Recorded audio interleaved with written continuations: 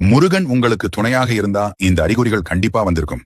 முருகர் உங்களுக்கு துணையாக இருக்கிறார் என்றால் முதலில் அவரின் ஞாபகம் வந்து கொண்டே இருக்கும். எதற்கெடுத்தாலும் முருகா முருகா என்றும் ஓம் சரவணபவ என்றும் கூறுவீர்கள். அவர் மீது அன்பு அதிகரித்துக் கொண்டே போகும். அடுத்தாக வேல், சேவல், மயில் இதெல்லாம் பார்க்கும்போது உடனே முருகர் ஞாபகம் வந்துவிடும். அது மட்டும் இல்லாமல் வேல், சேவல், மயிலை அதிகமாக பார்த்து கொண்டே இருப்பீங்க. முருகனுக்கு உரிய சிறப்பான நாள் வருகிறது என்றால், அந்த நாளை நீங்கள் ஏதோ ஒரு காரணத்தினால் மறந்துவிட்டீர்கள் என்றால், அன்றைய தினம் உங்கள் மனதிலும் கண்களிலும் முருகனின் உருவப்படமோ முருகர் சம்பந்தப்பட்ட பொருட்களோ உங்க முன்னாடி வந்து ஞாபகப்படுத்தும். இது மாதிரி உங்களுக்கு நடந்திருக்கப்ப போய் காலண்டர் பாத்தீங்கன்னா அன்னைக்கு முருகருக்கு உகந்த நாளாக தான் இருக்கும்.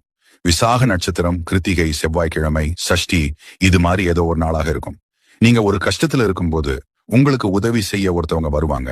அவங்க பேர் கண்டிப்பா முருகன் பேர்கள் உள்ள ஒருத்தவங்களாகத்தான் இருப்பாங்க. அடுத்து மனசுக்குள்ள ஏதாவது ஒண்ணு போட்டு குழப்பிட்டு இப்ப நம்ம எடுத்திருக்கக்கூடிய இந்த முடிவு சரியா தப்பான்னு குழம்பி தவிக்கும்